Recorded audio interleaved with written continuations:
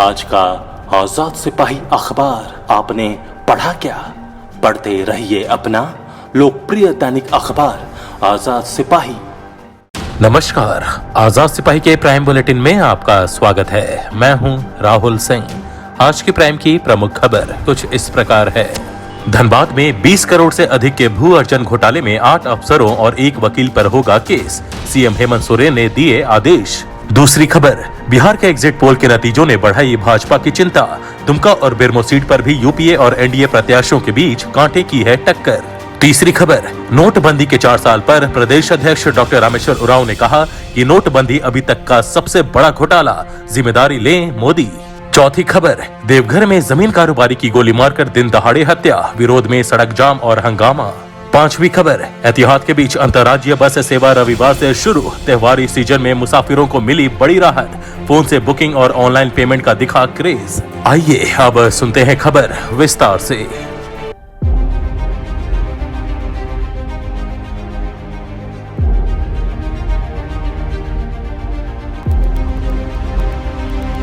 धनबाद जिला के भू अर्जन घोटाले में आरोपी पदाधिकारियों और कर्मियों के खिलाफ प्राथमिकी दर्ज की जाएगी।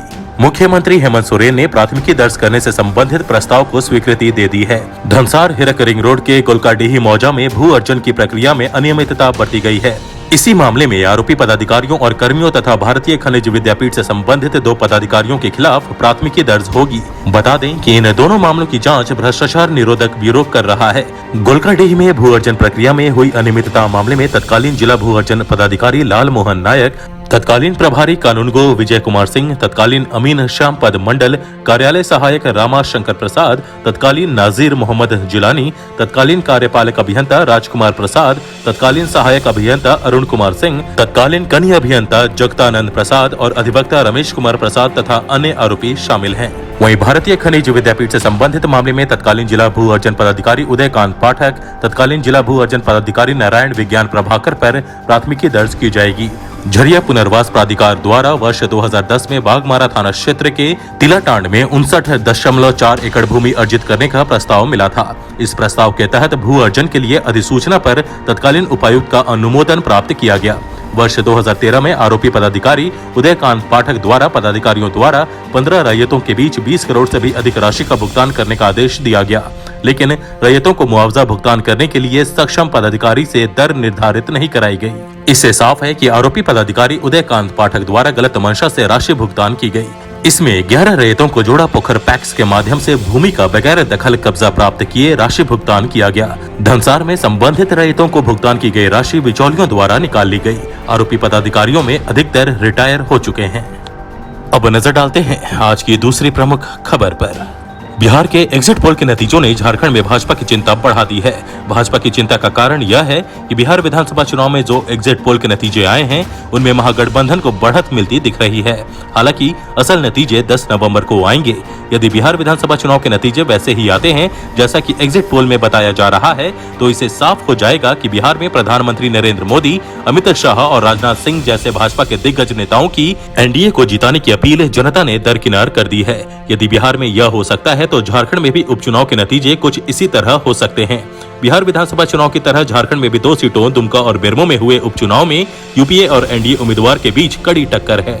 बेरमो में जहां कांग्रेस उम्मीदवार अनूप सिंह और भाजपा प्रत्याशी योगेश्वर महतो बाटुल में कांटे का मुकाबला है, वहीं दुमका में झामुमो प्रत्याशी बसंत सोरेन और भाजपा की डॉक्टर लुइस मरांडी के बीच मुकाबला है। यदि उपचुनाव के नतीजे एनडीए की उम्मीदों के अनुरूप नहीं आते हैं तो इससे कहीं न कहीं प्रदेश नेतृत्व की नेतृत्व क्षमता पर सवाल उठेंगे। हालांकि झारखंड में जिन 2 सीटों पर उपचुनाव हुआ है वह सीटें बीते विधानसभा चुनाव में यूपीए के ही कब्जे में थीं। हालांकि झारखंड भाजपा इससे इत्तेफाक नहीं रखती। भाजपा के प्रदेश प्रवक्ता प्रतुल शाहदेव ने बताया कि भाजपा एग्जिट पोल पर नहीं, जनता पर विश्वास रखती है। हम बिहार के साथ झारखंड में भी 2 सीटों पर चुनाव जीतेंगे। अभी तक 6 एग्जिट पोल देखे हैं, उनमें से 3 एग्जिट पोल में एनडीए को बढ़त मिलती दिख रही है, वहीं 3 अन्य में महागठबंधन को बढ़त मिल रही है। ऐसे में इसमें चिंता जैसी कोई बात नहीं है। अब नजर डालते हैं आज की तीसरी प्रमुख खबर पर। कांग्रेस के प्रदेश अध्यक्ष डॉक्टर रामेश्वर उरांव ने कहा कि नोटबंदी आजादी के बाद का सबसे बड़ा घोटाला है। इसके कारण आम लोगों को दर्द सहना पड़ा। वक्त आ गया है कि पीएम नरेंद्र मोदी लोगों की परेशानी की जिम्मेदारी ले। उन्होंने कहा कि नोटबंदी घोटाले की जांच की जाए और दोषियों को गिरफ्तार किया जाए। देश कभी नहीं भूलेगा कि किस तरह नोटबंदी से रातों रात काले धन को सफेद बनाया गया। नोटबंदी के 4 साल पूरे होने पर प्रदेश अध्यक्ष डॉक्टर रामेश्वर उरांव रविवार को पत्रकारों से बात कर रहे थे। उन्होंने कहा कि ना ही काला धन मिला और ना ही नकली नोट पकड़े गए और ना ही आतंकवाद और नक्सलवाद पर लगाम लग सका, बल्कि नोटबंदी के कारण अर्थव्यवस्था पूरी तरह चौपट हो गई। इनका उद्देश्य काले धन को समाप्त करना नहीं बल्कि असंगठित क्षेत्र को नष्ट करना था। नकली मुद्रा हटाना नहीं था और भाजपा के 2-3 पूंजीपति मित्र की सहायता करना था। कांग्रेस के कार्यकारी अध्यक्ष संजय लाल पासवान ने कहा कि केंद्र सरकार द्वारा पारित किसान विरोधी काला कानूनों के विरोध में कांग्रेस की तरफ से हस्ताक्षर अभियान चलाया गया है। इसमें लगभग 3 लाख किसानों ने भाग लिया। ये सारे एकत्रित हस्ताक्षर अखिल भारतीय कांग्रेस कमेटी को 10 नवंबर को झारखंड प्रभारी आरपीएन सिंह को सौंपा जाएगा। साथ ही सोमवार को ट्रैक्टर रैली भी निकाली जाएगी। अब नजर डालते हैं आज की चौथी प्रमुख खबर पर। देवघर के कुंडा थाना क्षेत्र में दिन दहाड़े रविवार को गोली मारकर एक व्यक्ति की हत्या कर दी गई, जबकि उसके साथ मौजूद दूसरा व्यक्ति गंभीर रूप से जख्मी हो गया है। घटना कटिया की है। मृतक जमीन कारोबार से जुड़ा हुआ था। हत्या किसने और क्यों की, इस बारे में फिलहाल कुछ भी स्पष्ट नहीं है। पुलिस मामले की जांच में जुट गई है। इधर घटना के विरोध में लोगों ने शव को सड़क पर रख जाम कर दिया। प्रदर्शनकारियों की मांग है कि हत्यारे को पुलिस जल्द से जल्द गिरफ्तार करे। आक्रोशित लोगों ने सड़क पर टायर जलाकर वाहनों की आवाजाही पर रोक लगा दी। मृतक की पहचान पप्पू सरदार के रूप में की गई है। घायल व्यक्ति सोनू पप्पू का भांजा है। दोनों ही बाइक से अपने आटा चक्की मिल की ओर जा रहे थे। इसी बीच बाइक सवार अपराधियों ने घटना को अंजाम दिया है। गोली मारने के बाद बाइक सवार मौके से आराम से भाग निकले। अब नजर डालते हैं आज की 5वीं प्रमुख खबर पर। लगभग 8 महीने के लंबे अंतराल के बाद अंतर्राज्यीय बस सेवा की शुरुआत रविवार को की गई। इसी के साथ झारखंड से इंटर स्टेट बस सेवा बहाल हो गई है। कोरोना संक्रमण के कारण एहतियात के बीच बस सेवा शुरू की गई है। त्योहारी सीजन होने के कारण खासकर बिहार जाने वाले यात्रियों को बड़ी राहत मिली है। रविवार को खादगड़ा बस स्टैंड अन्य दिनों से कहीं ज्यादा गुलजार दिखाई पड़ा। बस संचालकों के चेहरे पर मुस्कान दिखाई दे रही थी। वहीं एजेंट के फोन की घंटी भी लगातार बज रही थी। जिन लोगों के पास एजेंट का नंबर पहले से था वह फोन कर सीट बुक करा रहे थे। वहीं एडवांस के तौर पर ऑनलाइन पेमेंट भी कर रहे थे। पहले दिन के 2 बजे तक बिहार जाने वाली कमोवेश हर बस की सीट आधे से अधिक भर चुकी थी। एजेंट जॉनी बताते हैं कि पहला दिन है, सोमवार से अंतर्राज्यीय बस सेवा पूरी तरह से पटरी पर आ जाएगी। जहां तक किराए का सवाल है तो पहले की तरह ही या फिर 10-20 रुपए बढ़ाकर लिया जा रहा है। साथ ही एहतियात के तौर पर सैनिटाइजर की व्यवस्था भी की गई है। सीट से एक भी अधिक बुकिंग नहीं की जाएगी। इससे पहले लोगों को बिहार या दूसरे स्टेट जाने के लिए निजी वाहन या टैक्सी का इस्तेमाल करना पड़ता था, लेकिन अब वह बसों में कम खर्च पर सफर कर सकेंगे। हालांकि बस ऑनर्स एसोसिएशन ने अधिक भाड़ा नहीं लेने की बात कही है, लेकिन कुछ जगहों के लिए 10 से 20 रुपए अधिक भाड़ा भी वसूला गया। आइए जानते हैं कि क्या क्या बढ़ती जा रही है सावधानी।